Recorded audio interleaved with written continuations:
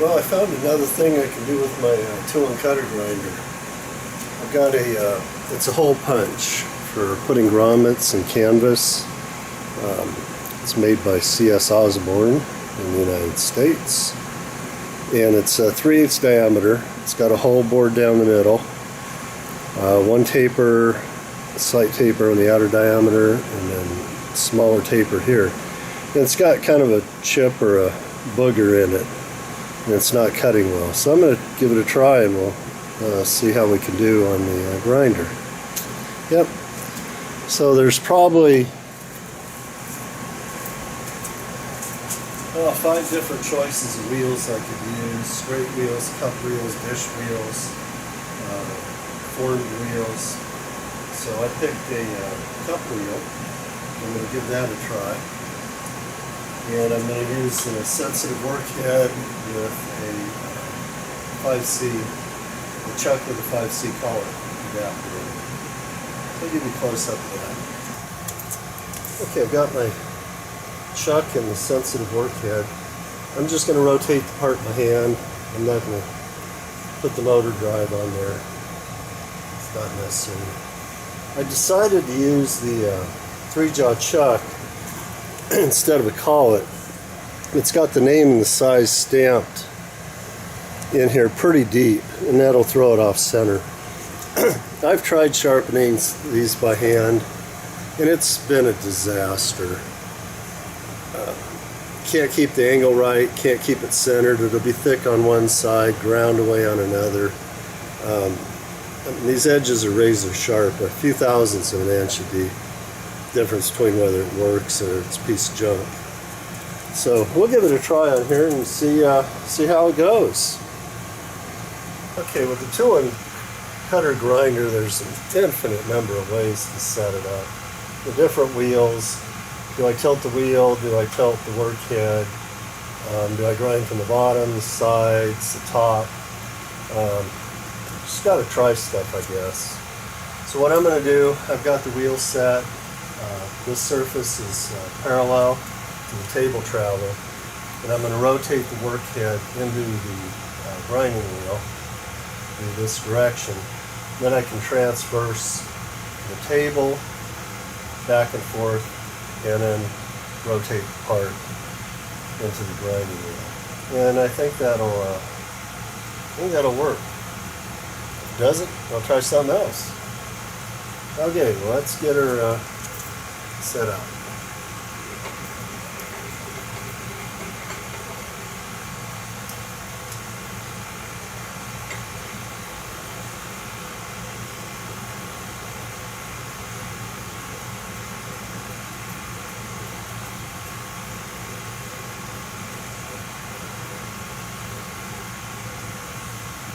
I'm going to set my wheel height here. I'm going to go get the tools I need to do that. Now here's the tool I've made up that's been really handy. It's just a straight piece of probably 1018 cold roll, and I ground a 60-degree V on it. And I have several in different sizes. These things have been really handy. I'll use them on the lathe. For setup, I'll use them on the milling machine to locate holes and whatever, and we'll use it on here to check our height. Now, I could also use it with a dial indicator to make sure my head is zeroed. Right now, I'm just using the zero off here. That's going to be good enough for what we're doing. But with this, I can get my tool height to the center of the wheel. So let's grab a height gauge.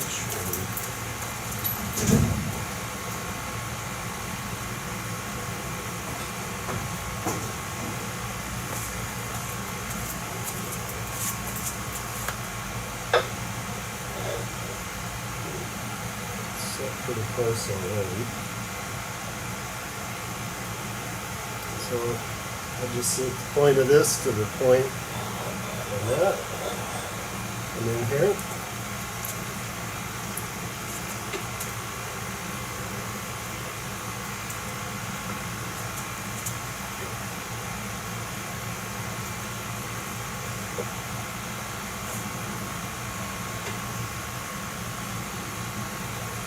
Yeah, I think that's close enough. We'll lock the column.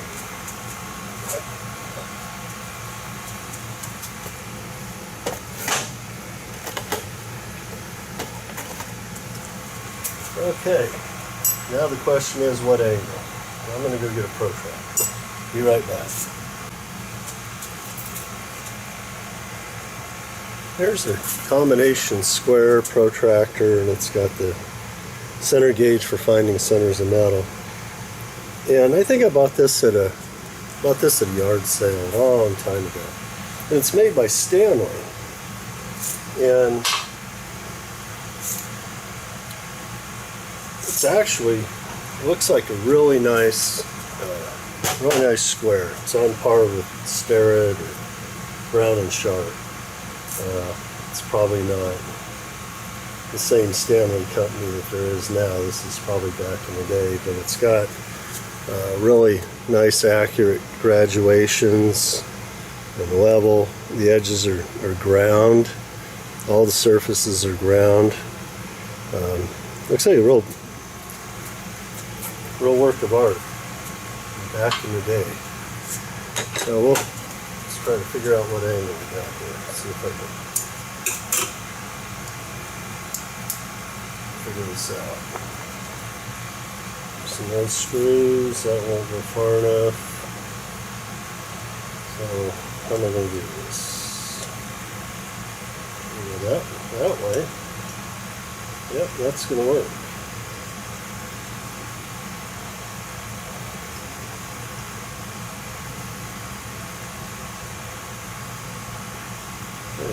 Okay, that's the angle. Doesn't have to be perfect, just kind of close.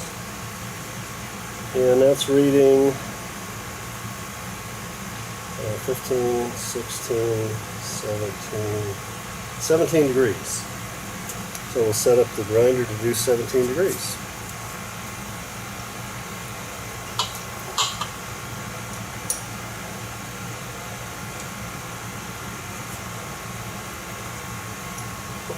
Actually, what I'm going to do first, I'm going to put an indicator on the center of this because it's important that this ground cutting edge be concentric with the center. It doesn't really matter on the outside. That's what's important there. So I'm going to set up an indicator. If it's out around a little bit, I don't have an adjustment. It's not one of those AccuTrue type chucks or whatever. But what I could do is just put if it's significant, just put a shim maybe between the part and one jaw and move it around as I need to. Just get it pretty close. So let's go get set up with an indicator. About a month ago, I finally bought one of these Noga dial indicator stand holder fixtures. I should have bought one decades ago. This thing's fantastic. All the time I've wasted in the past with some other junk that I've used for dial indicators, I finally got something good.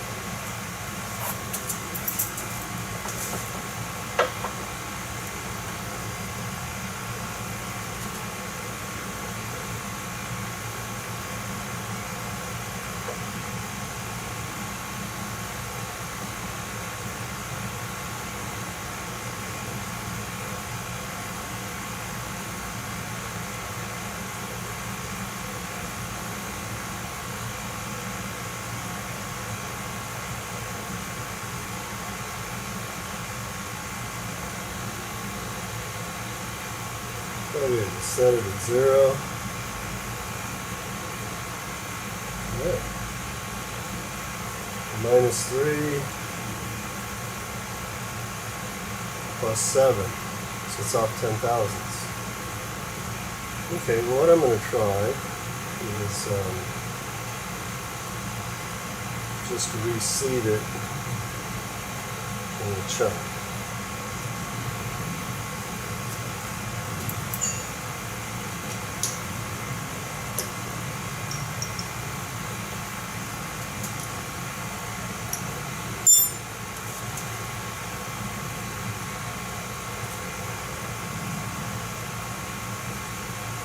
I need to make sure I'm clear of the booger. It's in the chuck, in the cutting tool that I'm trying to remove. Oh, that's even worse. 5, 10, 15. It's almost 20 thousandths.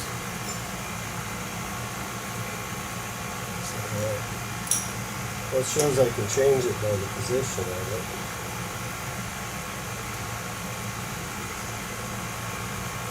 I think when they make these, they go in and they grind the center, they grind this outer edge in one move, and so that everything's concentric. Production environment, you can't play around, just got to get it done.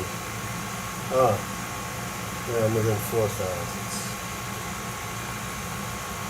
We'll give that a try. That ought to be good enough.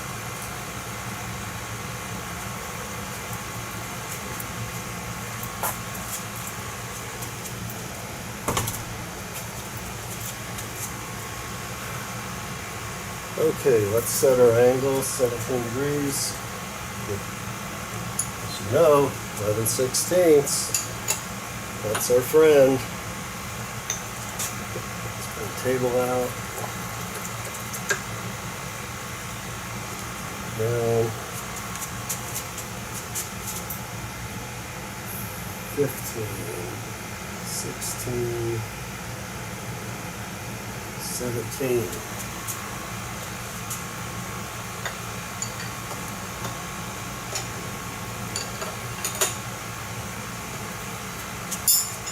Okay, so we're on height. I have clearance here. No, I don't.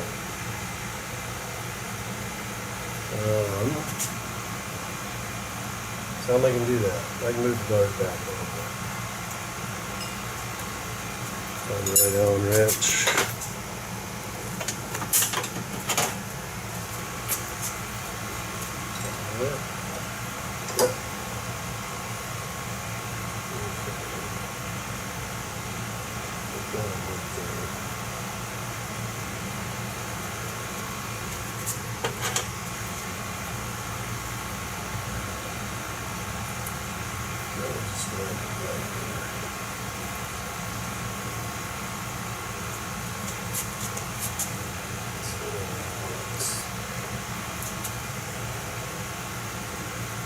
Pretty good.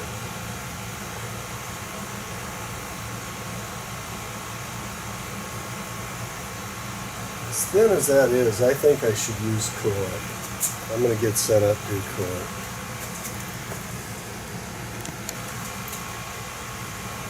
Okay, I'm set up to use coolant, so I'll feed in a little bit and then transverse back and forth. I don't think I need to dress this wheel. It looks pretty good. I think I addressed it last time I used it.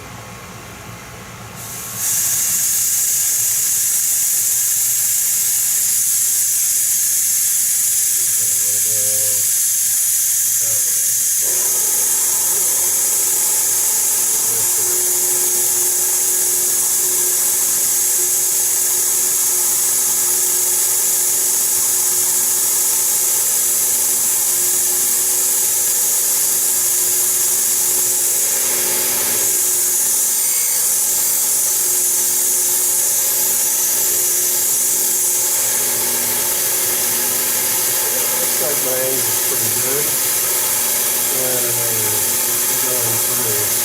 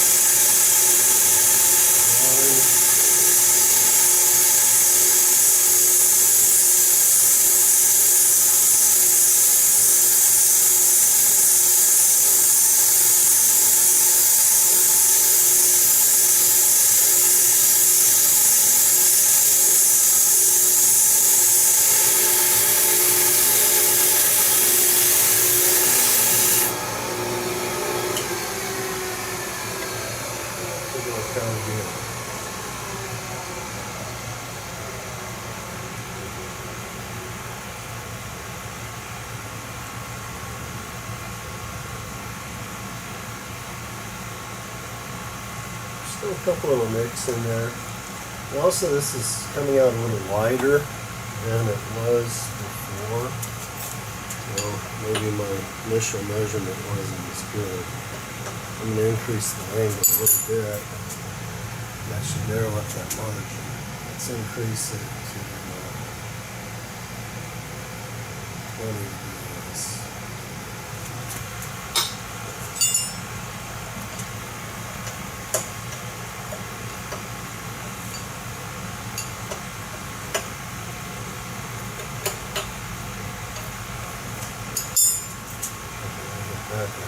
Part out. Change the angle.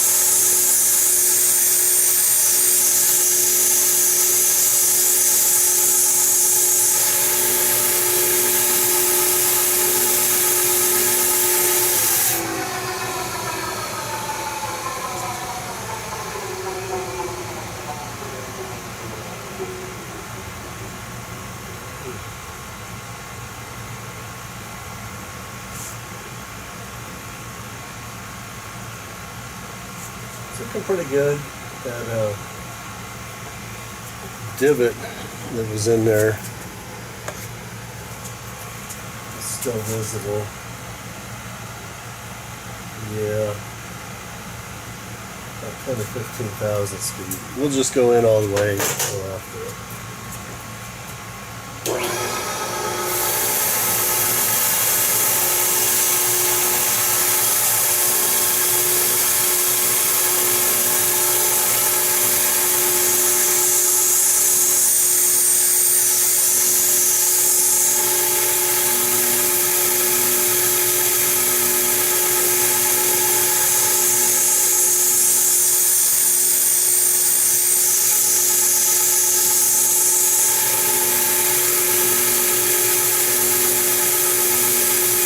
One more.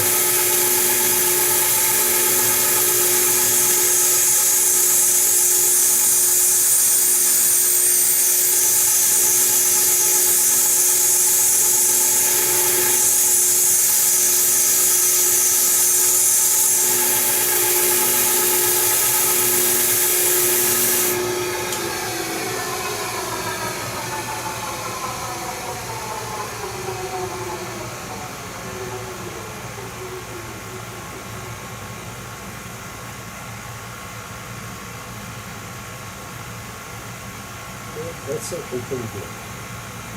A little bit of roughness on the end. Move you in here a little bit so you can see that. Okay. Here's the edge of the surface that I just ground. A little bit of burrs on there, but I think that's probably from the inside. I think I might touch that up with just touch that with a piece of 400 grit sandpaper. See how that comes out.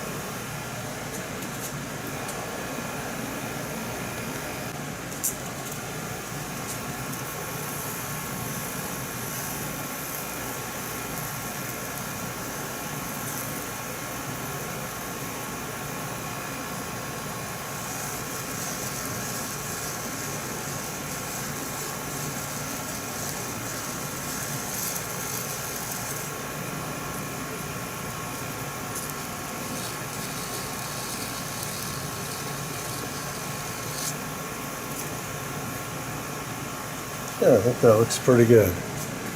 Let's zoom in there, take a look again.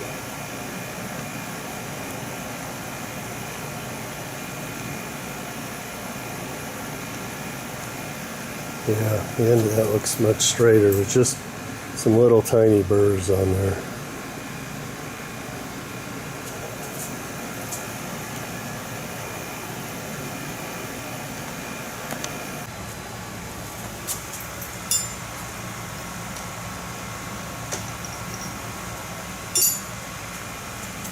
Well, I think this operation was a success. The results are much better than I've ever done trying to grind these by hand on a bench grinder. It's at least an order of magnitude better, straight, looks good. So, another use for a tool and cutter grinder. I find new uses all the time. Okay, well that's it.